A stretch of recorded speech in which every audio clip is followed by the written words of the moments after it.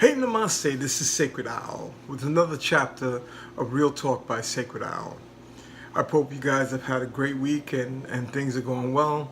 And I'm coming out with another video today that I want to talk about is called confrontation. Confrontation and passive aggressiveness. And I've recently had an experience with that.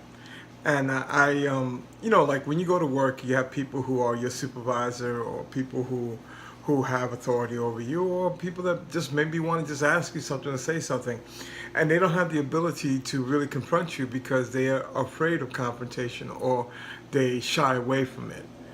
And what they do is that they make suggestions or they talk around it or say, oh, well, maybe if the paperwork got put over here, then it would do that, instead of coming to you and saying, can you please place the paperwork over here and put it in this particular position, or move that from here to over there.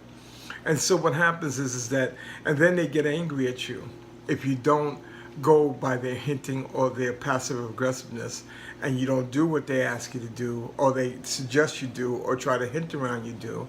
And then they get annoyed at you, and they then go complain to other people, even though they didn't make it clear that they're the ones that are not or requesting a specific thing, and they didn't make that clear to you. So then they go and complain because you didn't take the hints like you should have, instead of them just having the ability to confront and say, listen, can you do A, B, C, or D?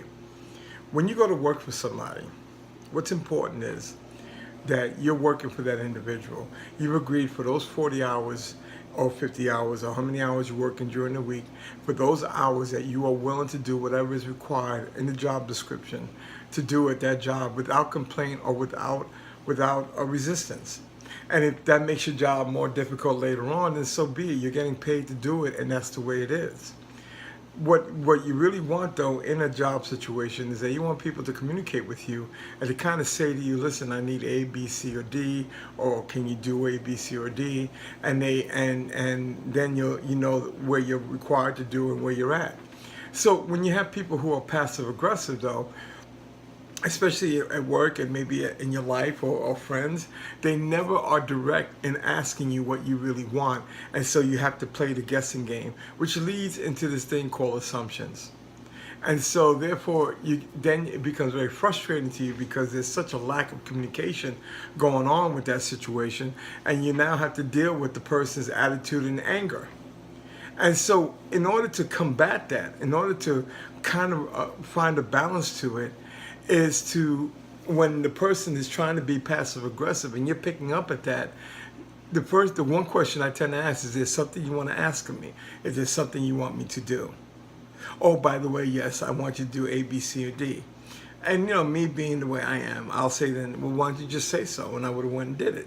But the thing is that people don't know how to confront, or they're afraid of confrontation. Now, mind you, I have compassion for them because maybe they've had situations in the past that the confrontation got out of hand and they were traumatized or abused by it, and I get that. But, not everybody's going to do that, and you have to go out there and take those risks sometimes and speak your mind and say what you need to say or ask what you need to ask.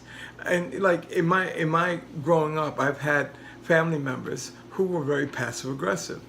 And when you didn't do what they said, they jumped to a conclusion, and then they would punish you or they would discipline you. And it was like, you're like, where did that come from? Well, that's the same way we are dealing with people out here today. And you have to just kind of ask them, what is it you want?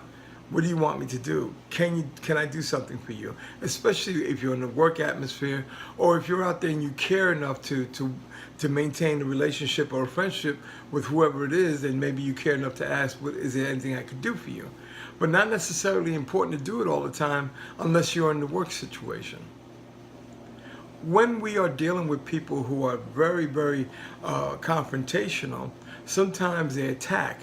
And these are people who carry anxiety. They have some level of anxiety, so they immediately think that you're going to, they have to come off as, boom, do A, B, C, or D. And they even sound egotistical. They may not necessarily be egotistical, but they're not dealing with the situation at hand, and so they over-confront. And then you have the others who don't confront enough. And so in order for you to be at peace, it's really important for you to ask the key questions and to speak your voice. Listen, you're being abusive. Listen, I don't like the way you're talking to me. Or listen, is there something I can do for you? Speak up. You can tell me, I'll do it. And that's the way it is. Unless it's outside of your job description, then it becomes your choice. But in this today's society, there's a whole level of miscommunication, and that has to do with how corporations use divide and conquer and workplaces use divide and conquer to keep people separate. But I'll have another video on that one day, and it's really a deep one. But for now, I hope this helped you. I hope it gets you to see that confrontation is important, a balanced confrontation versus being passive aggressive versus being over confrontational. It's really important to have a balanced confrontation. And don't confront when you're emotional, because it's never going to come out the way you want to. Listen, I hope the video helped today. I love you. And of course, listen out for more videos. Soon, I'm coming up with a new section called Live on Facebook or on Instagram, and I'll be able to answer direct questions and interact with the audience, okay? Peace. I love you. Sacredowl.